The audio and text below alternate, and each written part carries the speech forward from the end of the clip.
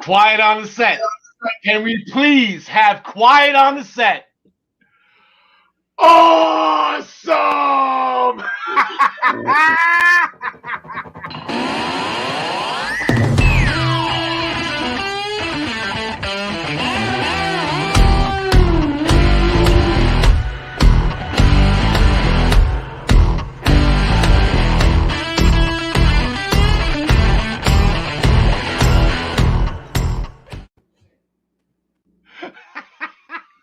Ladies and gentlemen, welcome to the Essential Wrestling Podcast, powered by our friends over at the Eastern Observer. Oh, you can taste the power, you can taste the goodness.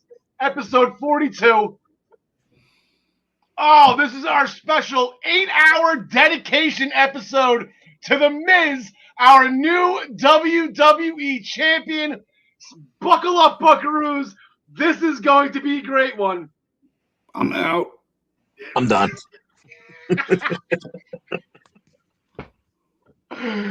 As apparently, as you can see, I am the only one that is happy that this happened over the weekend. I did not expect that. We will get into the Elimination Chamber in a little bit. Comments are already flowing in. I'm feeling it. James is back in. James, what's up, buddy? I am doing absolutely great tonight. Still celebrating from Sunday night. Absolutely amazing. With us, as always, on the Essential Wrestling Podcast, on the bottom part of our screen, we have our first ever PWP champion, the living legend, John DeConnie. John, how are you today, pal? I've been happier, but we're gonna sit around and talk wrestling for the next hour and a half to 2 hours. So the world can't be that bad. No, there could be worse things going on. Apparently, I guess Tiger Woods got into a little bit of a car accident. We hope he gets better soon. It's a couple leg injuries from him. So, yeah. So, Tiger, make sure you put on YouTube, put on all of your Facebook streaming episodes. Find us later on Spotify, iHeartRadio. Listen to the Essential Wrestling Podcast. In the top right corner, we have John Smith. John, I watched the show with you. I don't know what you think. We'll get into it a little bit. But by the look I on was your not face, pleased. You know, I was not pleased, and I've never prayed to God about wrestling before, but last night I did. I was really, really praying that Miz would end up losing his championship somehow, just so we wouldn't have to talk about him today. but unfortunately, we do. We will get to the Miz in a second. We are your trifecta. Here's the way we can put it at it, people. We are your trifecta of upper deckers here. Now, let me explain that. And all the wrestling podcasts out there in the toilet bowl that is the universe, all the negativity, all the series, all the you just shame it. We want to be the ones that are in the tank, the comedic relief, the ones that you take a picture and you show your friends. Look at these upper deckers. We are your trifecta of upper deckers here in the wrestling podcast world. Why not? How was that a compliment? How was that a compliment? I'm trying to say we're the comedic relief in the garbage that is the rest of the internet podcast. Actually, no, there's a couple good ones out there. I shouldn't say that. You have a different episode, definition. We have a huge WWE Championship match next week that will not include Braun Strowman. Adam Cole was handing out super kicks again on NXT. Tommy Dreamer has had enough of Moose on Impact. Gary Mehaffy is back to discuss the heavyweight scrap between Rampage Brown and Joe Coffey, and what a match that was. Unbelievable. Brian Joy he'll join us from Minutes to Bell Time. He will discuss everything with New Japan and both nights of Castle Attack this weekend overseas. I'm going to reveal number 7 on my top 30 favorite WrestleMania match. That means we are 8 weeks away from the showcase of the Immortals down at Raymond James Stadium. Make sure you get your pirate hats and eye patches ready. We're going with the pirate theme again. I cannot wait. That's going to be fun. Make sure you stay tuned to the end of the show to hear the details on how to win the Jim the Anvil Neidhart autograph picture courtesy of Sideline Sports and WWE memorabilia. We make our picks for this week's upcoming shows presented, and you'll see the graphics and stats presented by MinutesToBellTime.com. And as always, is sponsored by ProWrestlingPick'em.com. Play against your friends. Play against the universe. And guys, she'll like it too. We're going to go into main event the show with All Elite Wrestling and Kenny Omega's. I don't even know what word to describe the stipulation he threw out there at the end of Dynamite. I don't want to say ridiculous because it's not. I don't want to say absurd. I haven't found the right word yet. I guess explosive, I guess, is probably the best word to describe it. How about 5-star? 5-star. There's going to be a lot of stars. I guess they're on TNT Network. I'm taking that a little bit to the next level, I guess, with that name too, right?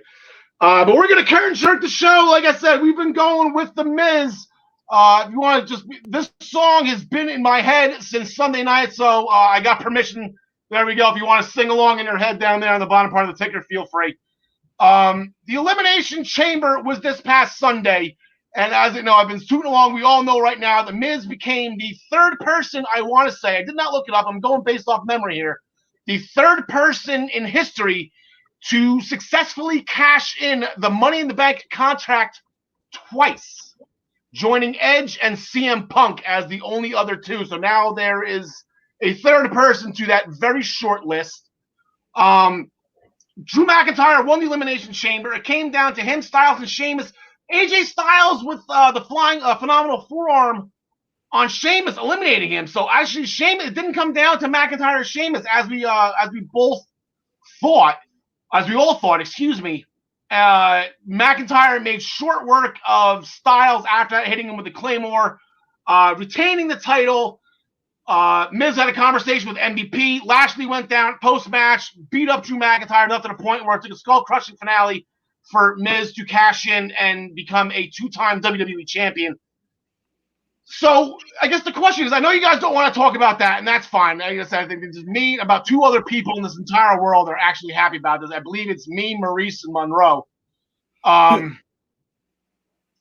does this leave WrestleMania, John DeConnie? Because we all kind of had thoughts of where things were being placed and what they were setting up for. Not necessarily McIntyre and Sheamus. We kind of had that for Fastlane, but this whole thing with Miz and Morrison and Bad Bunny and Damian Priest and Morrison's writing diss tracks.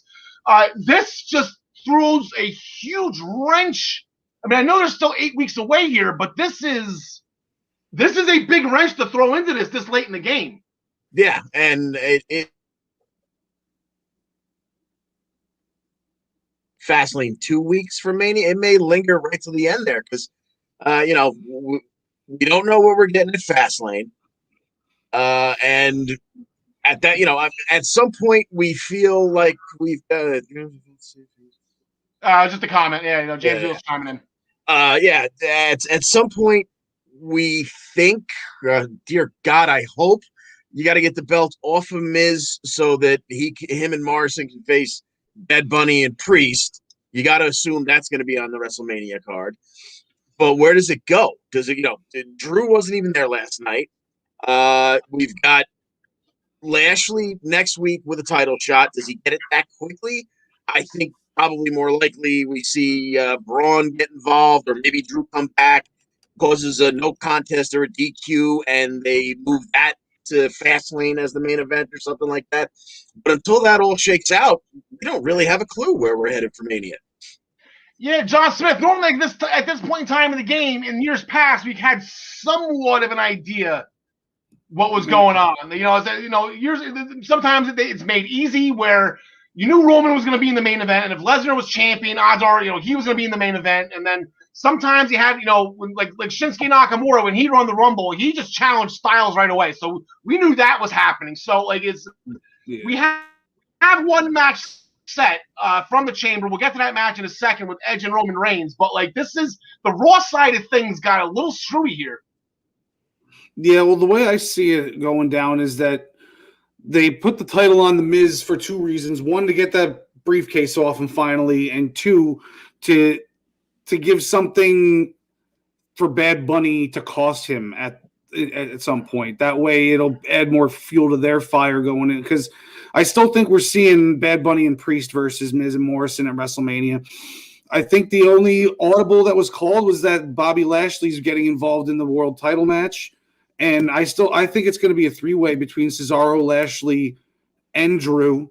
I think that that Lashley's either going to win the title next week or the Miz is going to weasel his way out of it, and eventually Lashley's going to win this title from Miz.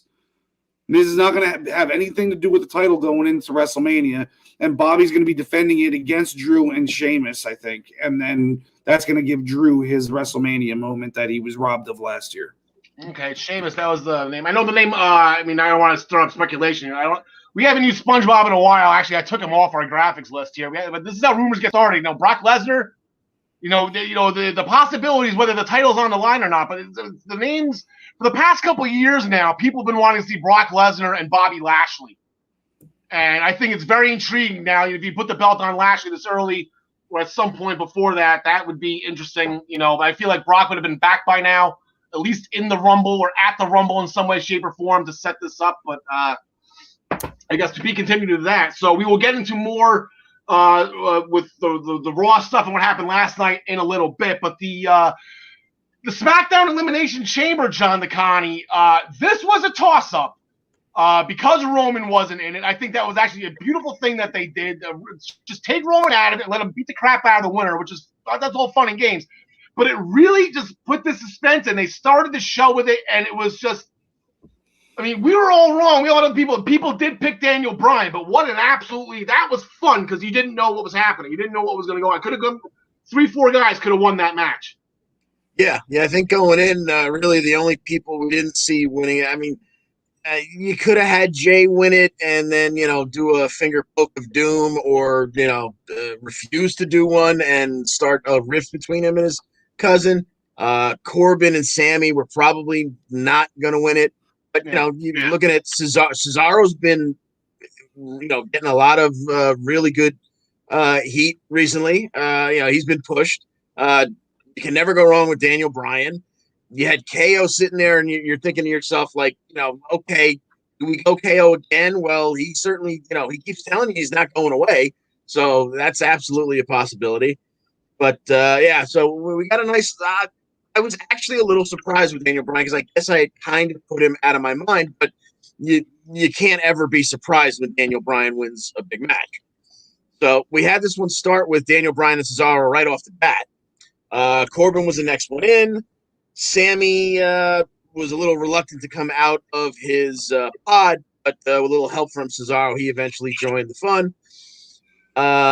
He would then get eliminated after he tried to climb on top of a pod, wall walk away from Cesaro. Cesaro chased him down, double booted him, back towards the floor. Cesaro double boots to the floor. Anyway, Corbin was the first one eliminated when Cesaro came back down off that wall walk, sent Corbin for a swing and got him to tap to the sharpshooter. We had Owens join the fun. We had Uso come in last, coincidentally. Sammy would then get bounced second. KO after a pretty amazing no-look moonsault. He would be gone third. The Uso splash would take out Cesaro. And then Jay would climb the pod looking for a super splash on Bryan, but he would land on Bryan's knees. Then a running knee to Jay's face would seal the win for Daniel Bryan. So then we lift the chamber. Roman Reigns come down. Daniel Bryan barely makes it to his feet in time for them to, kind of look to see whether or not his eyes are open and say, okay, ring the bell. And there was a kind of a mix-up, I think, with the camera angles there because Roman kind of charged at him, and they were switching camera perspectives, and all of a sudden, he was in the S-lock. Roman was in the S-lock. I didn't quite see how it happened, if he tripped him, how he got him to the ground, but he was in the S-lock for a little while. It looked like, okay, maybe we could have something going on here, but he would eventually power out, flip Daniel Bryan over. He was in his guard for a little while, dropping bombs on him. Eventually picked him up and power bombed him, and then just jumped on him with a guillotine. And there wasn't much left to do. He got the submission or pass out victory, and then during Roman Reigns' celebration afterwards, he would get speared by Edge, who would then point to the WrestleMania sign. The pyro goes off. I think we finally know what our WrestleMania main event is going to be. Yeah, I kind of didn't really know. I didn't really know who Edge was going to choose because I could have seen, McIntyre at the time. Obviously, I think that would have been a great match for both guys, and then have Roman do something else, Goldberg or whatever, because that was supposed to happen last year and it didn't. But yeah, Edge made his choice. So yeah, it looks like the main event is set. It's Edge challenging for the Universal Championship. So that's gonna be fun. Spear versus Spear. And we'll go forward to that. We'll see what happens on Friday SmackDowns. I'm sure Roman's not going to be happy that any of this is going on. Keith Lee, he wasn't able to compete. I guess it was a last minute thing. I think the news broke around 3:30, 4 o'clock. I think officially that Keith Lee was out, or maybe it was officially on the pre-show, but the rumors started swirling that Lee was not in the arena. But they wanted to keep it a triple threat anyway, with reasons that I'm sure John Smith will explain, because he kind of called us a mile away once he saw that the triple threat was still intact. They had a fatal four-way on the pre-show that was absolutely insane. What an absolutely great match to fill the third and final spot for the United States Championship. It was John Morrison, Elias, Mustafa Ali, and Ricochet. Ended with John Morrison getting the roll-up pin on Ali, who was too busy admiring Retribution's work on darting Ricochet into the ring post. So John Morrison was the one that advanced. John Smith, as history has shown us before, I believe the last time John Morrison filled in for somebody last minute in a championship match, he ended up winning that championship. And I believe it was the ECW championship, if you're getting too soon. Too soon? It'll always be too soon. Apparently it'll always. But yeah, that was Johnny Nitro. I was like lots of pairs of Johnny Nitro. But anyway, but Morrison was in.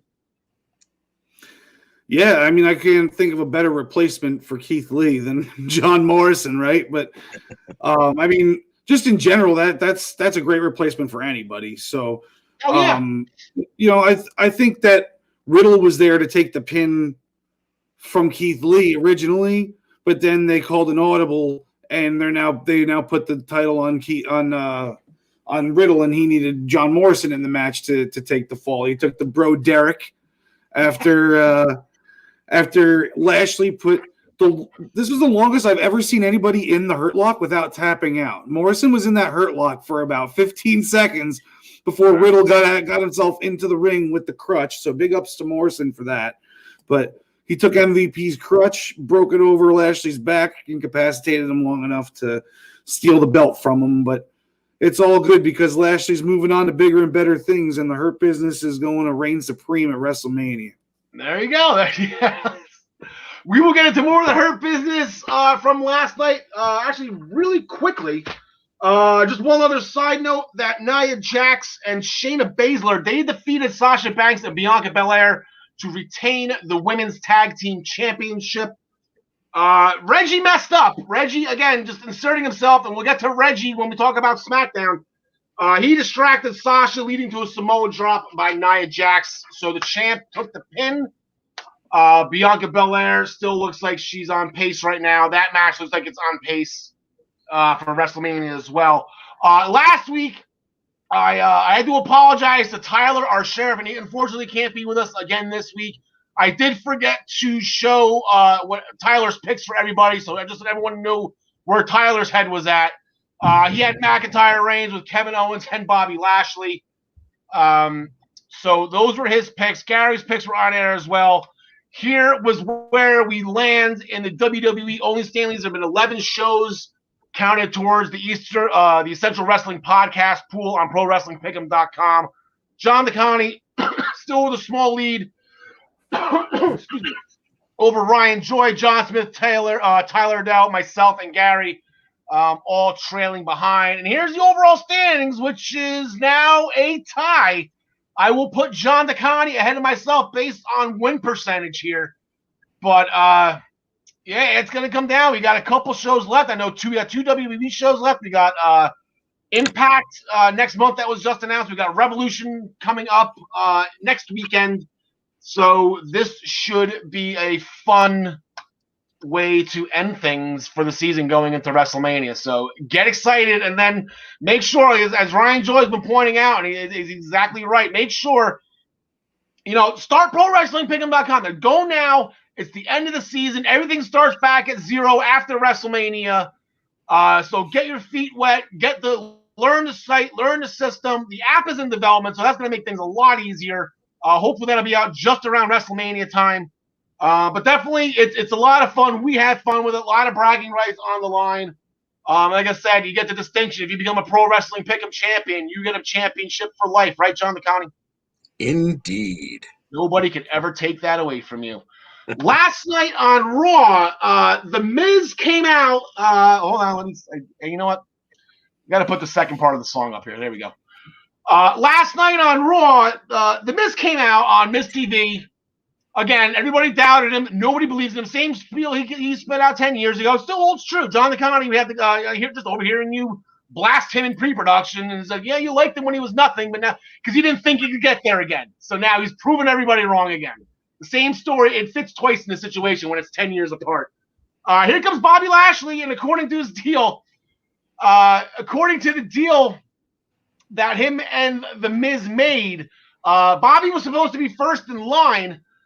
So Bobby gave him an hour ultimatum to make his decision. Miz needed more time. Also, Adam Pearce is kind of pushing this. I mean, he wasn't involved. Like, he was telling the Miz backstage, like, "Oh, I wasn't a part of it. You made the deal. You'll man up," which is fine. But then he's pushing it in the ring. I think that was a little odd. But then here comes Shane McMahon. Here comes the money, and here comes Braun Strowman. Strowman again with Shane McMahon. Something is going to happen there. But what's upsetting me is that Shane still has it out for the Miz right now. We need Mr. Mizanin to come in to set Shane right, putting the Miz in all this bad situation of a potential triple threat. If Strowman beat Bobby Lashley in the main event, John Smith, which he did not, much to my surprise. I thought that, I mean, I didn't think Bobby Lashley was going to lose clean, but I thought there was just going to be some chicanery involved where we would be getting a triple threat next week. And, I mean, Lashley just looked dominant, man. I mean, Braun got some stuff in. It wasn't a squash or anything like that, but for him to just, slam him at the end and, put him in that hurt lock after the bell, he looked great, man, and I think they're just building him up to be he's the next Brock Lesnar. Like, we're going to be talking about how he's had the title for too long in a couple of years and stuff like that. The Hurt Business is putting him in such the right trajectory where he can take the ball and run with it. And if they can get him to get Brock Lesnar to put him over, that would be glorious if that were to happen at WrestleMania. Yeah, Braun Strowman hit that running power slam that's put down everybody in the world, including Roman Reigns, including Goldberg, and Lashley kicks out of it, hits one spear, and Strowman's down for 3. He kicked out at 4, which is a second too late, but that shocked me. Again, yeah, I didn't think Strowman was going to win, but, Shane, seems like Shane's been kind of poking the bear. I figured the Miz didn't want a triple threat at all. I figured maybe him or Morrison would have done something. Miz was at ringside, so triple threat would have worked out better for the Miz because that's no DQ, and then he can have Morrison help him out. Yeah, that's potentially too. So now, going into next Monday night, we actually have it's going to be for the WWE. Did they seriously not give the Miz the belt yet on the graphic? All right, let me change that. There we go. That's better. So the WWE champion, The Miz, he will be defending for the first time in 10 years, defending the WWE championship against Bobby Lashley. So John DeConnie, we'll start with you.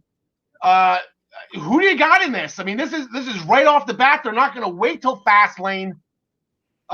This could be detrimental. Even if we were picking this for points, I think I would have to click on the no contest button. I don't think there's a snowball's chance in hell that we get any kind of definitive answer to the question at the end of this match. I guess I could see it going to Lashley, but I just don't think it's going to happen. Someone's getting involved here, whether it's Drew saying, "Hey, did you guys forget about me?" or Braun saying, I'm not okay with the fact that I got, what happened last week. Even though I lost cleanly, I'm not okay with it. Something's going to happen here. There's no way that match is ending with a clean pinfall. John Smith. I would love for Lashley to just take this belt off of the Miz now, but I don't see it happening. I guess no contest is just as good as anything. Maybe the Miz gets some sort of cheap victory, or I don't know. The DQ count out. I don't know. Miz is coming out with the title. Unfortunately, I think it's going to be at the pay-per-view when he loses it.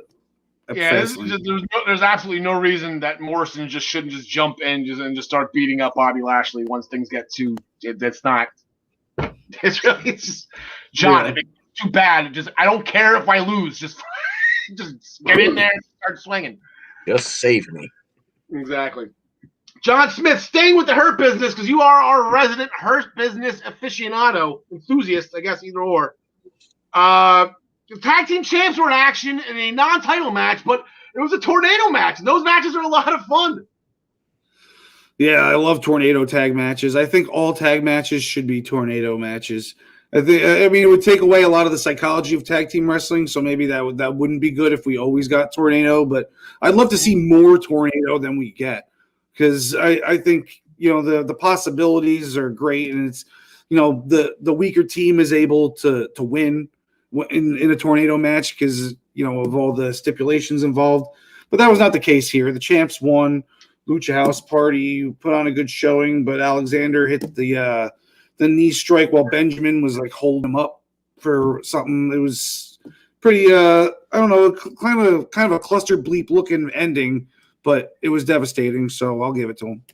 Yeah, Benjamin ended up hitting Pater. That was the last straw. Benjamin did hit. Alexander did hit him with something before that. So yeah, so business is booming. MVP was happy. There was no dissension this match between Cedric and Shelton or Cedric and MVP.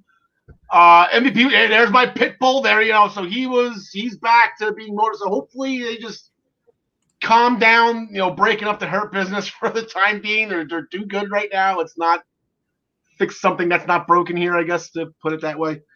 John DeConnie, we saw our new United States champion, our new bro champion walking around with MVP's United States title. We saw him in action in a non-title match against Johnny Drip Drip. Yes, indeed. First, we saw him backstage thanking the Lucha House Party for helping him finally get a victory in his favorite video game. I'm not sure exactly what that was about. But more importantly, what came out of that segment was we now know that the little eagle on MVP's United States Championship is called Travis. Yes. So Riddle and Little Trevito made their way down to ringside to face John Morrison. They had a really good back and forth. I could watch those two go, at a pay-per-view length title match in the future sometime and be quite entertained, I'm pretty sure. But it all ended when Morrison was attempting Starship Pain, and I thought that was a really cool counter / nullification move that they did there, where Riddle kind of jumped up and grabbed him while he was on the turnbuckle and turned it around into Bro Derek for the win. Yeah, and I guess maybe Riddle is a big fan of Tuesday mornings on a daily wrestling news show. The only other Travis I know is Ryan's cousin, and I know, I guess maybe Riddle's a big fan, so that's great that Travis has a fan out there. Put Travis that's one over, more nice. than I have, at least at the moment, right? You need to get on the daily wrestling news show more often. I should be. Okay, I got Wally pipped bad. I missed one episode, and all of a sudden now I slot filled my guests every week, which is great. Now Ryan's had some great guests. Yeah. So it's been a lot of fun for those who want to check out the Daily Wrestling News Show on Monday mornings. He's got that Florida independent scene just nailed down, and he's loving it. It's really, really good. And then John, the kind of thing we do, I wanted somebody to talk about this match because for whatever reason I felt like Damian Priest and Angel Garza. This match, I don't want to say pretty much because we haven't seen Garza in anything major in a while. You kind of figured this would have just been Priest hitting his moves and done and done. Garza put up a fight. Garza held his own. This was actually quite shocking that this match went as long as, I mean, it wasn't a surprise that Priest won, but I'll give these two some love here. That was good. Yeah, that was a genuine back and forth for, a situation where you wouldn't be shocked to see Priest kind of get a squash here. It absolutely was not. At one point, he got clotheslined to the floor, which gave Garza a little time to jaw jack with Bad Bunny at ringside. What's his name? Jesus, Damian Priest. He hit his broken arrow fairly early on. They only got a 2 count out of it. They went back and forth some more. Eventually, Priest, after he got knocked out of the ring, came back in, hit that top turnbuckle spinning kick, and that set him up for what used to be the Reckoning. Now is the Hit the Lights, and he got the victory. But that's not where it would end, because the 24/7 division wanted to have their say. We had Tozawa, Humberto Carrillo, who knew he still had a job, and Drew Gulak all made their way to the ring. Tozawa and Humberto kind of got flicked off by Damian Priest. And just to put Bad Bunny over a little bit, he got to grab Drew Gulak by the scruff of his neck and toss him out of the ring and retain his title for just a wee bit longer. Yeah, I think I'll hold it for a while. This is fun that Priest is like the protector of that belt, and Bunny's that. That's okay. Give Bunny some time to train before WrestleMania, before he has to get into the ring. And our truth on the hunt is, he's hunting bunnies. It's gonna be fun. Bunny season, rabbit season, bunny season, duck season. The rest of Raw went as follows. Randy Orton claims he was the first one eliminated in the Elimination Chamber on the Raw side. Claims he was been distracted by Alexa Bliss. And honestly, Randy, aren't we all? I mean, aren't we all? Can't argue with that. Can't blame him.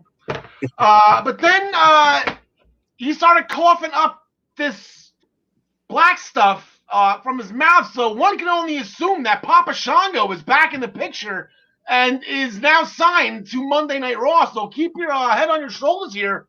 Look for the Voodoo Master, Papa Shango, coming out of retirement. Hall of Famer, Papa Shango. The Godfather was a Hall of Famer, right? Not Papa Shango. The Godfather. Okay. Not Kama. Not, yeah. So then in the tag team division still, again, they were promoting as, this is big in the tag team division on the Raw side of things. The New Day defeated Eyeliner and Lash. Love you, babe. Eyeliner and Lash of Retribution. Retribution, they hit that double choke slam, and they had the win. And Ali wanted to do it one more time, and that just opened the doors to the New Day. I believe it was Trouble in Paradise. Woods did something. I blinked for 5 seconds, and they got the win. So the New Day got the win. Again, Xavier Woods repeatedly calling out Reckoning. So Reckoning's back on TV now. So she was off the past 2 weeks too. So it kind of made sense. Maybe it could have been a COVID thing why Keith Lee was gone. But Reckoning's back on TV now. So hopefully Keith Lee, her fiance, or actually Reckoning's, she's the evil twin sister of Mia Yim, according to Twitter. So her sister Mia Yim is now engaged. So, but they all live in the same house apparently. So hopefully Keith Lee would just be right behind them. There was a promo for Rhea Ripley, which I thought was actually really cool. For those who don't know Rhea Ripley from NXT, she owned the Survivor Series back in 2019. She just finished second in the Royal Rumble this year, and she defended Walk the Aisle as NXT champion at this past year's WrestleMania in a huge match against Charlotte Flair. So that resume right there is probably the best resume I've ever seen on somebody who hasn't actually officially been called up to the main roster yet. She's owned 3 pay-per-views already so far. So Rhea Ripley is going to Raw. That was official as per that promo. Nia Jax and Shayna Baszler, they were in tag team action against Charlotte and Asuka. Charlotte accidentally hit Asuka, and then Nia Jax dropped the leg on Charlotte for the pin, or she dropped it on Asuka. Yeah, she dropped it on somebody. Anyway, but Asuka was not too happy about this. The story here is that Asuka is not happy that actually Charlotte accidentally hit her. It was inadvertent, to Charlotte's credit, but Asuka got upset, and Charlotte's like, fine, whatever, I don't really care. So it looks like they're done. Charlotte then went on backstage to have an argument with Daddy. Rick is taking up her time. This is her time now to represent the Flair family, and Rick's just trying to, Rick said his piece, but Charlotte thanked him. If you want something to fall asleep to, if you're having some insomnia, just go watch that Charlotte and Ric Flair segment backstage. Yeah, that'll do it. But yeah, she wants Rick to just go home. Like, you're done. My time now. You're taking up my time. You're doing all this stuff on my time. That was, I believe, Triple H's old music theme too, right? My time now. So she's obviously a big Triple H fan. So Stephanie. And also, again, in women's tag team, Naomi and Lana defeated Mandy and Dana Brooke fairly quickly. That was, if you would have flip-flopped that and the Garza Priest match, I think that would have made more sense in my head. But Naomi, just how good is she? She dropped Mandy Rose real quick. They hit Naomi and Lana hit a double X Factor for the win. Sheamus defeated Jeff Hardy with a bro kick. This was the first time they fought outside of a bar in quite some time. And AJ Styles defeated Ricochet after the Styles clash, and then Omos, he hit a double-headed choke slam on Ricochet just for fun.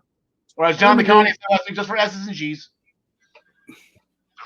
Going to SmackDown. While we're taking up some time here, Gary, we will get to you in a second, pal. I know it's late where you are. Please, hopefully you're still awake right now. Going into SmackDown, Seth Rollins, he came out, did a little promo.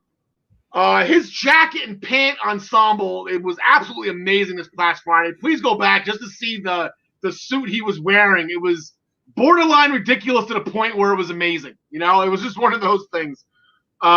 Rollins drafted up something with his lawyers. He was upset that the wrestlers walked out of his big speech last week. They actually had the actual letter that he wrote on Twitter. If anyone wants to go read it, it really says nothing about anything. But he's got it out for Cesaro, so look for that hopefully to go to WrestleMania. John DeConnie, there was, I don't want to say a number one contenders match for the Intercontinental title, but the two guys that have been after Big E as of recent, they went at it, and before the match started, Apollo Crews backstage, Nigerian royalty, huh? Who knew? Yeah, man. Just throw it out there. Why not? Maybe he's he's got a cousin in Zamunda. Gonna get a little cross promotion coming up soon. Maybe. Anyway. So we had Nakamura and Apollo. We had Big E with his living room set up right at ringside, complete with a TV dinner. And early on, Apollo sends Shinsuke right into Big E, so that upset the champ a little bit. Apollo went to attempt a press slam. Nakamura reversed it into an armbar pinning combo for the win. And afterwards, Apollo attacked Shinsuke, went outside, went to go at him some more with the ring steps. Big E kind of got in the middle, said, enough's enough, it's over, let it go. And the minute he turned his back to go to help out Shinsuke, Apollo attacked Big E. And Big E would wind up leaving on a stretcher after being pummeled with the ring steps and then having them presumably dropped on him from inside the ring to outside where he was already laying prone. Yep. A bad day for the Intercontinental Champion. Yeah, take it to the local medical facility. On the second ever episode of Ding Dong Hello, one of my favorite shows of all time. It's not Miss TV, it's not the Super Rose Sessions, but it's up there. Ding Dong Hello is now it's growing on me very much so. A lot of it had to do with Sasha and Bianca versus Nia and Shayna at the Elimination Chamber. So we're not going to talk about that, but this whole thing, I want to bring it up, this whole thing with Reginald. He came in again, and he's smitten, the word here they use in WWE, smitten with Sasha Banks to the point where he's actually paying more attention to her. He got busted. Carmella called him out on it later when he actually brought a bad bottle of wine that she didn't like, or maybe after the fact that he got caught lying, maybe she didn't like it. She just happened to not like it. Far be it from a woman to do that, I guess. But Reginald put himself again. It was a 3-on-3 with Shayna, Nia, and Bayley, who was not in wrestling gear. So shout out to her, wrestling in bare feet. She went bro style. against Sasha, Bianca, and Reginald. So again, Reggie's rolling around with the women, but he's got this something for Sasha Banks. I think Sasha, I know someday he would say otherwise, but I think this is eventually going to, Reggie's going to help her. I wouldn't be shocked if Sasha wins at WrestleMania with this big thing where Reggie finally, she finally accepts Reggie, and Reggie leaves Carmella for Sasha Banks. John Smith, that was, had somewhat, you can kind of see the heel turn coming here. I think we might have had a full-fledged heel turn because Otis is really taking this Alpha Academy stuff to heart here. Yeah, it seems to be that way. And I mean, to do it on the Mysterios is, a good way to do it because you're never going to boo the Mysterios. So I just, the match only went like a minute and Otis wouldn't get out of the ring and he just kept splashing Ray, hurt his ribs, disqualification. Then Gable held him down in the corner and let him do a big splash off the second rope. My big question is why couldn't this happen with Heavy Machinery? Why did this have to happen with Otis and Gable? Why couldn't Gable be with the two of them or something? Like, it doesn't make sense to why they broke up a tag team when they're hurting for tag teams so bad. Yeah, and Tucker wasn't even in that 24/7 running, from Raw last night. Where was Tucker in that? Only 3 guys now. Tucker's involved in that. He's carrying Bad Bunny's bags. Yeah. So yeah, but there was no reason they could have kept heading together. There was no reason to give Otis the Money in the Bank. There was a lot of fail here with what to do with Otis, and I'm kind of hoping that this is maybe a way to correct some of it. A heel Otis. It sounds fun. It sounds like it could be fun. If the eventual, it's going to be an easy swing back for him. Maybe it is just a setup for Otis and Gable at WrestleMania. Give Chad Gable some spotlight here. That'd be fun. And then another women's tag team match. Tamina and Natalya defeated the Riot Squad after a Boss Man slam by Tamina. Shout out to the Boss Man. All right. Billy Kay came in to celebrate with them, only to be super kicked. So, gentlemen, we are going to put you backstage for a little bit. We're going to bring in our Studley UK correspondent, Gary Mehaffy. So say hi to your loved ones. Go get some groceries. We will see you shortly for NXT. And Gary, top of the morning. I do that to you every week. I always leave that nameplate over that beautiful face of yours. Gary, top of the evening to you. Sorry we kept it back there a little later than normal today. A lot of stuff going on in the chamber. Happy Miz Appreciation Day. I know. If one thing's going to put me to sleep, it's thinking about the Miz wrestling. So it's like, terrible. Anyway, all right, so we'll put the UK logo up there. There we go. Gary, we were looking forward to Rampage and to Joe Coffey. I don't think this disappointed at all. No, this is the opposite of the Miz. These two boys did not come to play. I can safely say that. It's like they literally when Ron and I were talking about it on Daily Wrestling News Show on Friday, I described it as two big boys fighting who fought a big boy fight, and boy did they ever. They brought it to each other. They didn't hold anything back. They were absolutely superb. It really was just class. It was brilliant. Yeah, it was hard hitting. It was everything we wanted it to be. For my notes right here, we got he blocked the Best of the Bells clothesline. He didn't just duck it, didn't take it. He flat out blocked it and turned it into the Dr. Bomb. So that was an impressive ending. Not to mention, I don't know what the names of these moves mean, and I want to know. Do you have any idea what Best of the Bells is or what the Dr. Bomb? That makes no sense to me, but I absolutely love it for whatever reason. Best of the Bells. Actually, I don't even know. I'll have to go and find that out. But like the most amazing thing for me in it, that I absolutely loved, was the fact that the story they told through the whole match. When you had Joe Coffey injuring his arm on the outside, and then he couldn't do some of his moves, and he couldn't do Best of the Bells properly. I mean, it was such a good layout to the whole thing, and they really are. I noticed that NXT UK had sent out a tweet this week saying, "Who can stop Walter? What's going to happen with Walter?" type of thing. And I'm now sitting going, yeah, I'm wondering this week on NXT UK on the show, is Walter going to come out and say something, and Rampage is going to come out and go, right, big boy, I'm coming for you, because he's worked his way through. I mean, Joe Coffey is like the godfather, effectively, of NXT UK, and Rampage is now taking him out and said, right, I'm coming for everybody, and so it looks as if he'll probably head that way.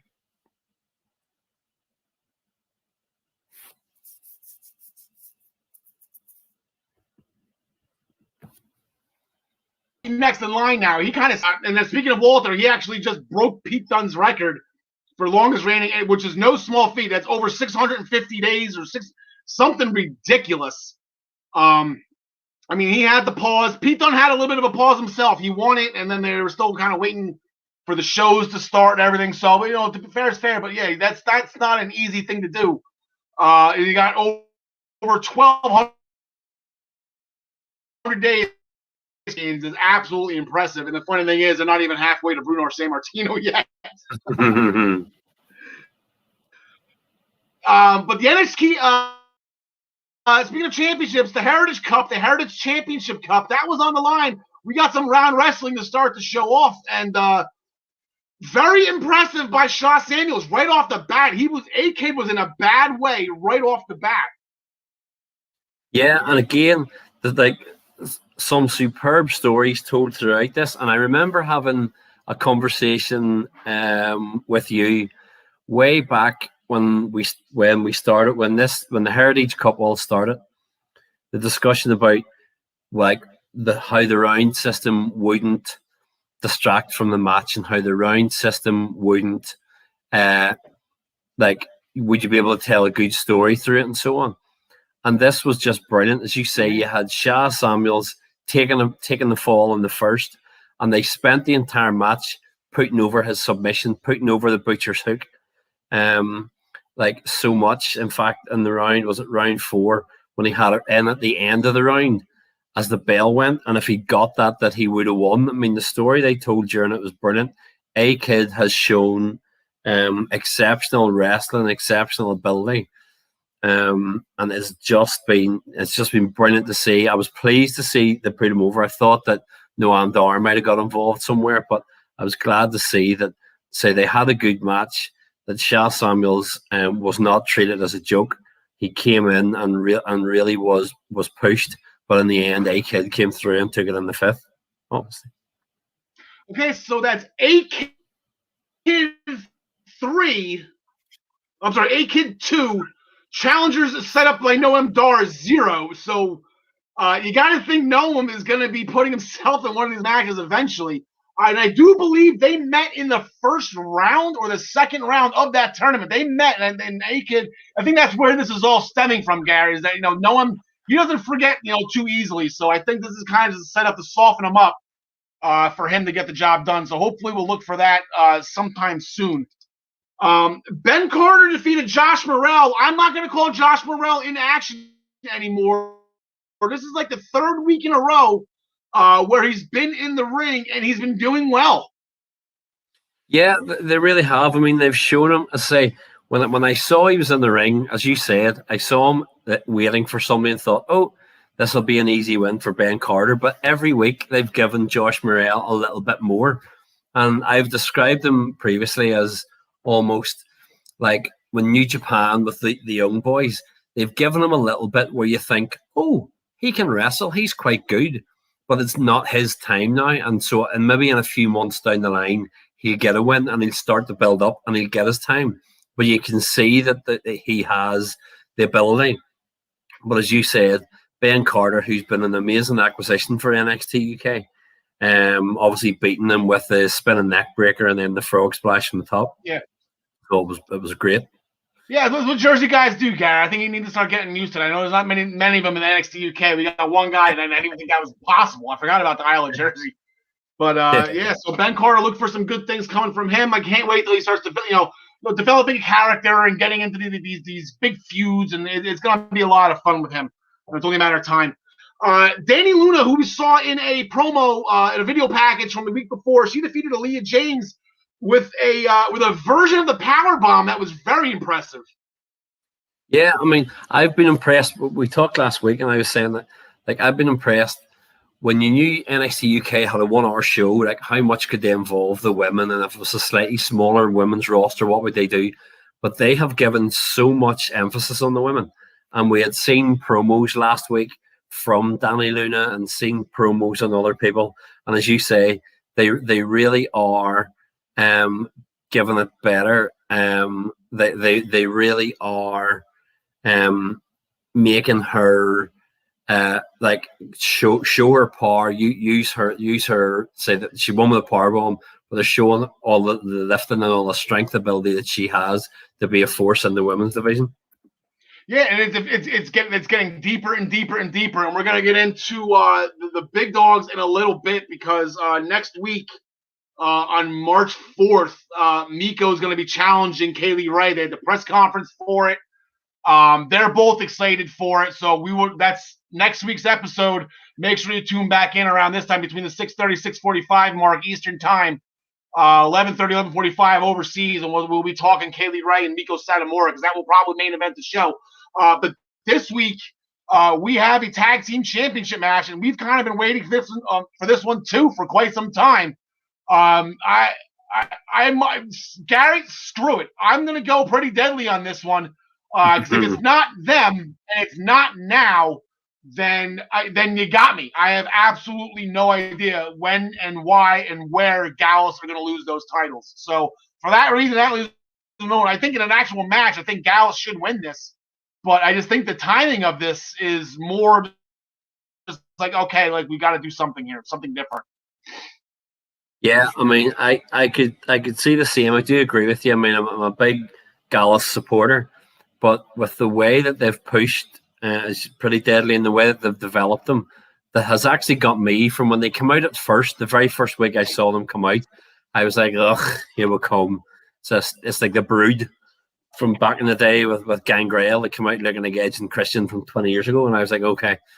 But actually, the more they've worked and the harder they've wrestled and the more they've done, I've gone, okay. And even with Eddie Dennis having been involved with them like a couple of months ago and all the stuff was happening, you could see all these things sort of coming to a head. And it wouldn't surprise me, as you say, to see maybe through some sort of shenanigans, but it wouldn't surprise me to see Pretty Deadly take the belts. Yeah, and a lot of the stories, it's been about Pretty Deadly, and it's been about the Hunt, and it's been about it. Nothing's been about Gallus. They just been kind of sitting on top. Maybe exactly what they were doing in that number one contenders match. Them and Joe are just sitting there eating popcorn, laughing, so everybody else. They just maybe Eddie Dennis does something. Maybe Eddie Dennis, the Hunt failed him, so now he's gonna go back to Pretty Deadly. Maybe that's an option. We'll see. So looking forward to that. And always looking forward to you, Gary. I look forward to this conversation each and every week, as I'm sure all of our viewers do. We appreciate you staying up late. And like I said, Drew was off last night. He doing okay? Yeah, Joe, it's nearly radio silence again. I did message him and went, oh, you've been given the night off. Are you just off TV, or is everything all right? And I haven't heard anything back today. So as far as I know from here, listening to the other people, I think it was just, they kept them off TV because I know Uncle Dave was saying on he felt that they had just kept him off TV because if he'd been there, he would have had to go in and kill The Miz, but he couldn't because they wanted Lashley to be going with Miz. So apparently it seems as if he's just being kept off for now, but we'll see. I haven't heard anything back from him. So yeah, and then, the thing is, the skull crushing finale is probably top 3, like one of the greatest finishing moves of all time. That's Concussion Protocol right off the bat. I think that's probably going to kind of, like, if you take this move, you have to be in Concussion Protocol and you have to sit out the next night. So, Gary, thank you very much. I appreciate you. We will see you next week, Kaylee Ray and Miko. Looking forward to it, pal. No problem. Much to see you later.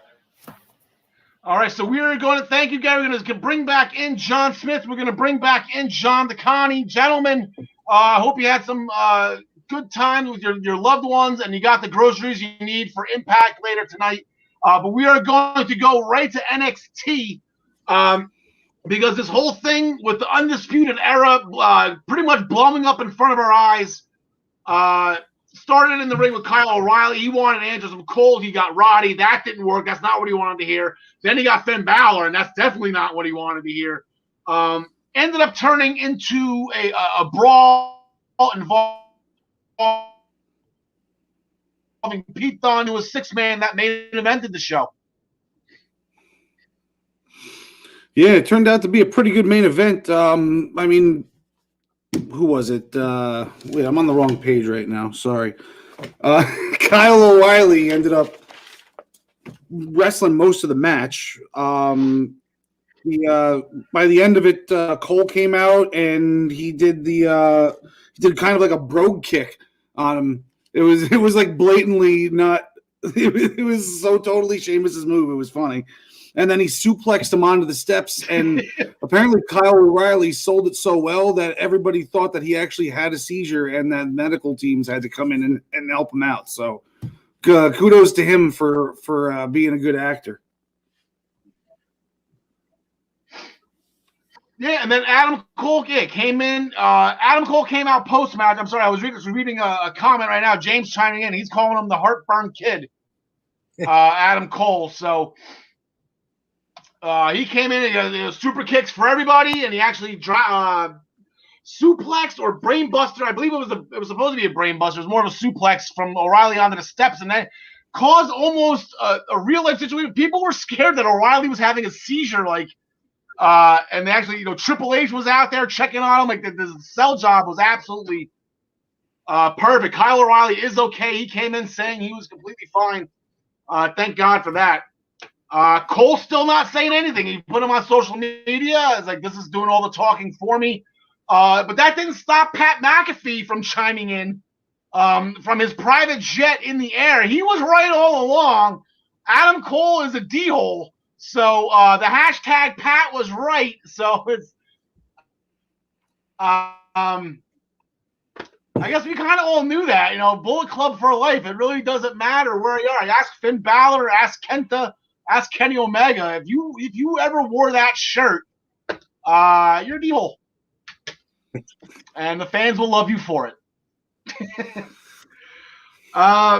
I completely missed last week watching TakeOver. I think John Smith and I we were not paying attention when Dexter Lumis abducted Austin Theory. So we apologize for not even bringing that to everybody's attention. But then there was a tag team match, a women's tag team match. It was a rematch of the semifinals of the Dusty Cup that Johnny Gargano christened Revengeance Day because Candice and Indy should have been the ones at Vengeance Day. So this is Revengeance Day. They went at it again, John DeConnie. Yeah, so unfortunately, these four have some really good chemistry in the ring, but this match was more about everything else. It was about Johnny on commentary. It was about the creepy white van pulling up outside. Then it was about Johnny going out to check in the van. And then we went back to the ring for a couple of seconds, and the next thing you know, Johnny shows up on the top of the ramp. He's found Austin Theory. He's there in his skivvies, but and of course a fanny pack.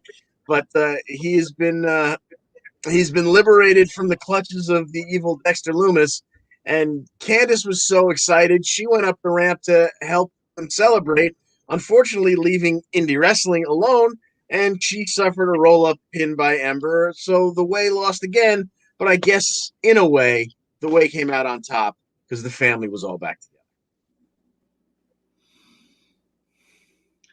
Yeah, and actually just announced right before we went on air, Ryan Joy caught it on Twitter. He got the graphic ready. We're good to go. So tomorrow night in a non-title match, it will be Dexter Lumis and Johnny Gargano, I guess, for the I don't want to say the right for Austin Theory, but just a match over the abduction of Austin Theory. So John Smith as our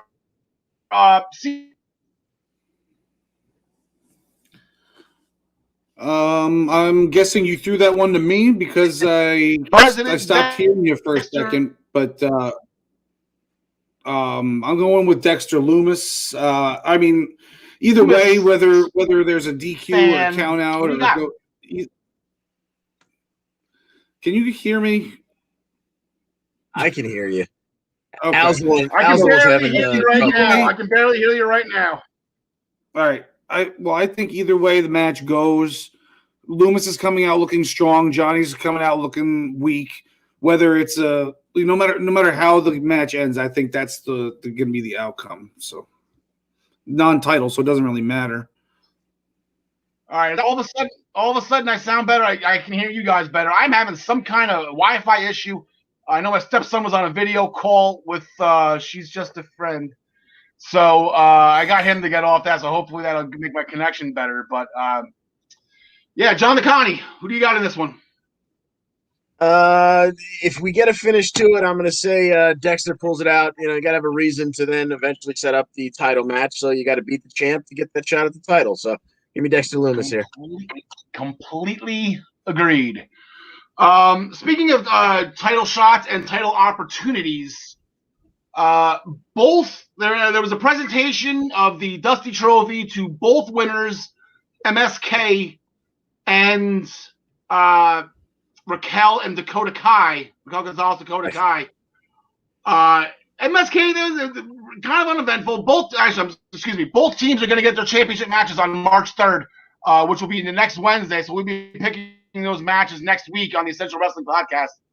But this kind of turned into a showdown as Shayna Baszler and Nia Jax showed up. And MSK got the popcorn out. It was fun to see them being, I guess, treehouse-ish from their Impact days. Beth Phoenix was joining them. That was funny. And they went at it. And they, Shayna and Dakota, they have had that history together. Shayna actually messed up Dakota's arm pretty bad. I say about 2-3 years ago, when Dakota was fresh off the Mae Young Classic and she was this shy little girl just trying to fit in, and she was deathly afraid of Shayna Baszler. And that's not the case now. There's a different Dakota. She's got a powerful friend with her. And that should be an interesting match. Looking forward to it, and hopefully, I said I'm going to be cheering for Dakota and Raquel. I'll spoil that right now. Love to see them at WrestleMania somehow. Toni Storm jumped Io Shirai during Io's photo shoot, her championship photo shoot. They didn't show a video of this. They just showed the pictures the photographer was taking. So good for him. He was still actually doing his job. Meanwhile, the subject of what he was trying to shoot was getting her ass kicked. So kudos to that photographer. Just keep on going. Dedication. Zoe Stark. We didn't discuss this. Anybody want to talk about Zoe Stark and what that flipping facebuster thing she did she looked impressive. Yeah, it was like a tilt-a-whirl, go to sleep, flipping somebody, the heels over tea kettle and then landing with a knee right to the face. That was impressive. Tea kettle. Wait, the person she was fighting was in Retribution? No. Maybe a visit by Popeye chicken sandwich. Yeah. So I'm excited about this. I think she's gonna fit right in. I think, like I said, they just signed her. They put her in the tournament, and now they gave her an in-action match. So she's on her way. And I guess we'll be the one girl, Cora, and then Priscilla Kelly. I forget her new name, but they they're still. I guess they're gonna get them going to soon. Rhea Ripley is now gone officially, so they have some pretty big shoes to fill. As far as that goes. Staying in tag team action, Casey Catanzaro and Kaden Carter, they defeated Aaliyah and Jesse Kamea from the Robert Stone brand. Things got a little heated. Xia Li came out after the fact. She declared Mortal Kombat on Casey Catanzaro, so that is going to set up this match for tomorrow night. I don't like saying this because I know Casey is a very wholesome person. She has great values. She's a great representative in this of the state of New Jersey here. But she needs to cheat. She needs to do something, bring a bat with her or something. She needs to bring some sort of weapon because she is unfortunately in trouble, John DeConnie. Yeah, I think that's a pretty good assessment. I think Xia Li, I'm sure it won't be 2 strikes and done like the last handful of matches by her, but I do believe Xia Li will get it done here and maybe need to be pulled off AC afterwards by Caden. Yep. John Smith.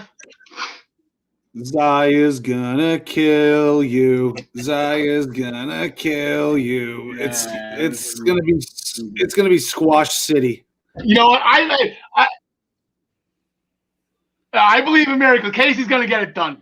I believe we can do this. We've overcome it. If she can get that wall in American Ninja Warrior, she can get over Xia Li. We can do this. We got this, Casey. Let's go. What is that? Is that the aggro Cameron crab? Grimes. Hashtag to the moon. Hashtag kiss my grits. He crashed his Lamborghini. And he doesn't care because he has enough money to buy another one. John Smith, I know you're big on over-unders here. So over-under, how many months before he runs out of money?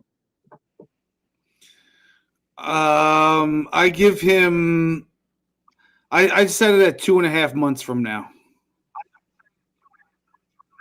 Because you know that's where this is going. He's going to be hard luck Cameron Grimes, and he's just going to be just moping around the CWC. That's exactly where this is going. But I hope this lasts long. Exactly 2.5 months of Cameron Grimes like this would be absolutely phenomenal. He's going to be offering to carry people's bags and stuff for money. Yeah, it's anything. Pretty much what Father Bob's doing on Impact. He'll just do anything to try to get some kind of money so he can get back to the lifestyle that he loves so much. Kushida defeated Tyler Rust when Malcolm Bivens stopped the match when the hoverboard lock was applied. Smart move by Malcolm Bivens. Tyler Rust got caught, wasn't getting out of it. He's protected his investment, so Tyler Rust can fight another day. Leon Ruff very back on the winning ways. He defeated Isaiah Scott with that crucifix bomb pin that I guess has become his finisher. There was a handshake post-match in which Swerve punched him because Isaiah Swerve is now a jerk, so he does not believe in handshakes or respects. And then in the final thing that we get to talk about, we talked about it last week, the big match that we were all waiting for. It did not happen because when the show started, Santos Escobar pretty much flat out said, screw you guys, I'm going home. So they're going to do it this week. It has to happen this week or else Santos Escobar gets suspended and stripped of the interim Cruiserweight Championship, which would solve a lot of problems with the whole Jordan Devlin situation. But I digress. I believe we all had Karrion Kross, but not in any type of squash, not in any type of bad way. Escobar should get his licks in, hopefully. But, hopefully this is as good as they're making us wait for it. John Smith. I'm thinking we're not going to get the match again for some reason. I think Santos is going to show up and somehow Kross is going to get jumped from behind backstage or something, and we're still not going to get this match. I'm not getting my hopes up anymore for this match until it actually happens. All right. Sounds good. Going into Impact last week, they owned the night, and they're doing more cross promotion. They brought over 2 guys from New Japan, so we are going to bring in our New Japan correspondent, our senior correspondent in New Japan, Ryan Joy from MinutesToBallTime.com. Ryan, we will get to you in a second. We wanted you on stream to get your eyes adjusted to the set and make sure all my lagging isn't driving everybody crazy right now, because I can see something's going on in my house right now. Nothing's not looking too good. So, but before we get to FinJuice, John Smith, Tommy Dreamer had a meeting with Scott D'Amore. He's done with Moose. He's tired of it from what Moose did at the end of No Surrender last weekend. And he booked an old schools match because that's what Tommy does when he gets upset. Yeah, and when did old school come to mean Extreme Rules? I feel like old school would be Man, see, why don't we go out there and wrestle? Like boxing. What? Vaudevillains. Yeah, like vaudevillains. Yeah, exactly. Oh man, I miss them. What the heck ever happened to them? I know what happened to them, but what the heck ever happened to them? I mean, I digress. Tommy and Moose was a hard hitting match. What do you say? There's just Tommy Dreamer plus weapons plus a guy that could beat him up equals a high quality match, and you just got to go back and watch it and see, because I'm not going to go sit here and explain him the kendo stick hits one by one or anything like that. It's just a brutal match, and Moose comes out on top, of course. It's a recipe for success. Yes, exactly. John DeConnie, there was a fatal 4-way X Division match. Let's say it's kind of random. There was the title match that we'll get to after this, and then there's everything that's going on with the X Division title that we'll talk about after that. But again, the meatiest of all auras, John DeConnie. Well, he didn't land it on Willie, so maybe it's not the meatiest of auras he's hit so far. He wound up hitting it on Suicide. But yes, once again, Trey comes out victorious. And the other X Division match was more about the X Division. This match was more about Trey getting a win so he could go backstage and Sami Callihan could get in his ear again and tell him, you win when it doesn't matter, but you fail in the big spots because you ain't got passion. And once again, Trey walked away from it, but at some point he's going to reach his breaking point. He's going to start throwing fists, and we're going to get that Trey versus Sami program that all kinds of possibilities there. Yeah, they did announce March 13th will be Sacrifice, so maybe we can just put a pin in that right now. In the X Division Championship match, TJP he defeated Josh Alexander. I would say that kind of shocked me, but that match could have went either way. They started the show with it. TJP got the Mamba Splash for the win, but what an absolutely incredible match! It was X Division in the ground style, I guess if you want to call that, which is you think like, you take TJP out of the air and you don't. No, you're not, because he can ground wrestle with the best of them. So it was actually a great technical ground wrestling X Division match between TJP and Josh Alexander, and I want to see that again. And I might get my chance, and we will discuss that actually right now, because Ace Austin was in the office, right? That's the whole thing where he had the X Cup. Ace Austin won the X Division tournament. Scott Thorne refuses to give him a championship match. Like, what does the guy got to do here? I got to tell you what a guy has to do. He's got to first win a 6-man tag team match, which will be tonight on Impact. So you got Josh Alexander, Willie Mack, and Trey Miguel on one side. On the other, you have the X Cup winner, Ace Austin, Jersey guy, Chris Bay, and Taurus is on fire. The winning team will have to face each other next week, and then the winner of that will get the X Division shot. But before we get to step 3, we need step 1 here. Who wins this 6-man tag, John DeConnie? It would be a really fun triple threat if Willie, Trey, and Josh won it, and there would at least be the option for you to eventually get that rematch between Josh and TJP. But I think it's going to be the other triumvirate there. I think it's going to be Bay, Ace, and Taurus. All right, John Smith. Yeah, I think the same thing. I would like to see Ace Austin be the one that ultimately comes out of it, next week too. Yeah, Ryan Joy is like, Black Taurus probably better than all of us from seeing, I guess, him in AAA or AAA. Excuse me. Yeah, I would go with the Ace Austin team. And for the reason that I think Ace Austin or Black Taurus, one of those 2 guys is going to make it through to face TJP. Yeah, that's exactly what I'm thinking too. Unfortunately, I would love to see Josh Alexander do it again. Sami might take out Trey. Willie's wins are tough to come by with Willie nowadays. I really think it'll be Black Taurus. actually. And yeah, Black Taurus is going to be – he's going to be a tough out. I think if it's not him, then it has to be Ace Austin pinning Chris Bay, because I don't think – as I mentioned before, if you know the song, you know the song. Taurus is on fire. But Ryan Joy, we brought you in here for the interpromotional showdown.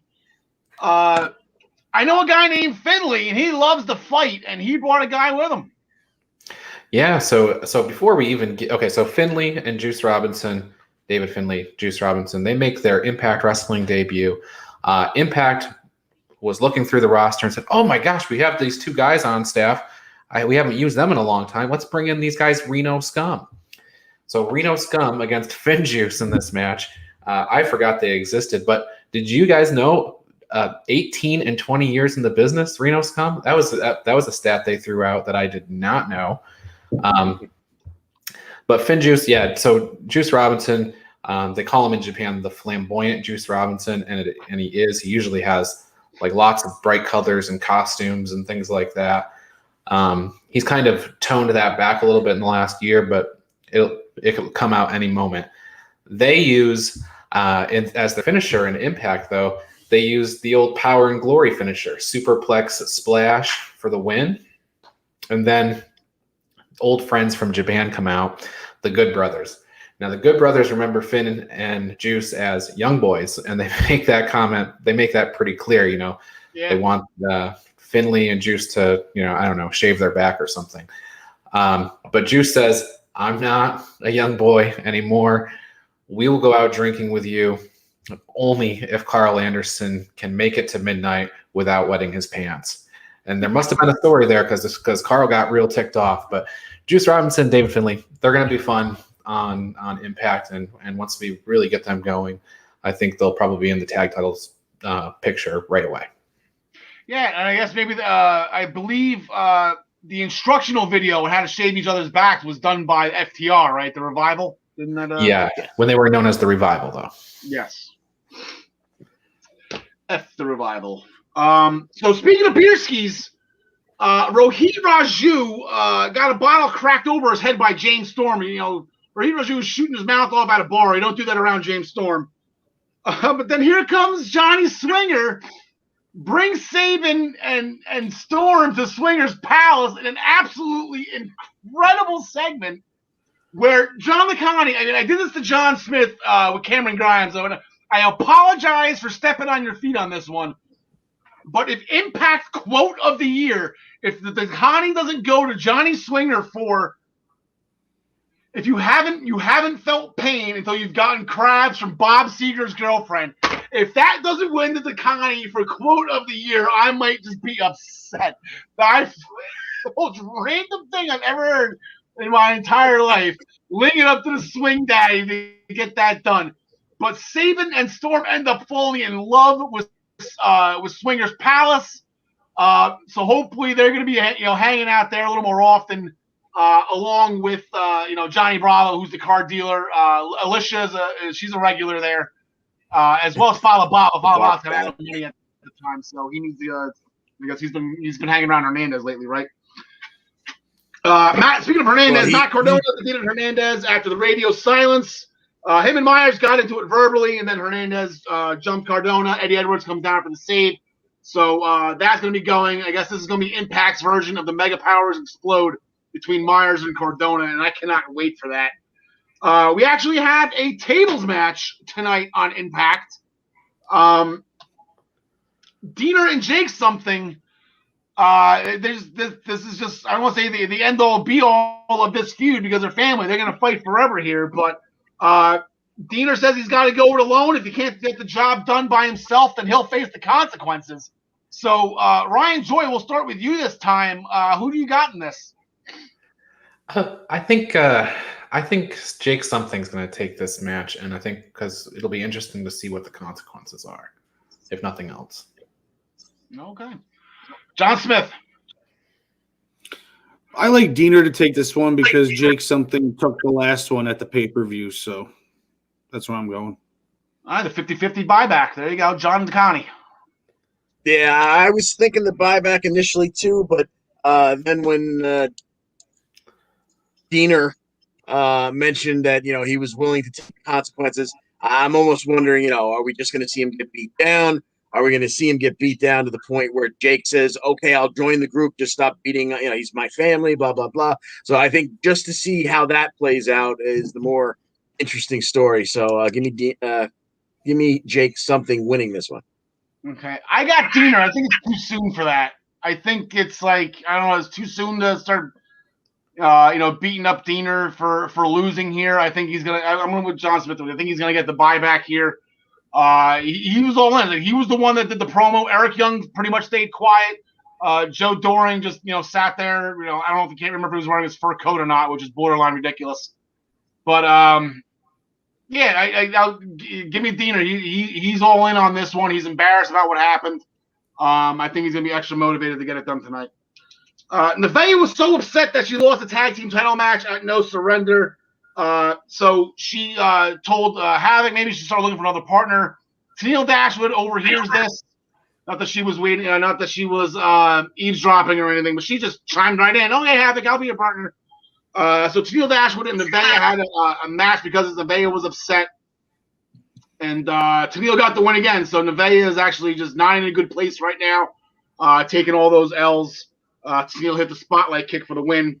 Also in women's tag team action, Deonna Purrazzo went to Scott D'Amore for the first time, not about herself. She actually was looking out for her friends, Kimber and Susan. She wanted to get them a tag team championship match against Fire and Flava. So D'Amore said, "Sure, but you have to beat Jazz and Jordan Grace to get it." So we have a number one contenders knockouts tag team championship match here. John Smith, you haven't gone first yet, so we'll start with you. Oh, this is a tough one.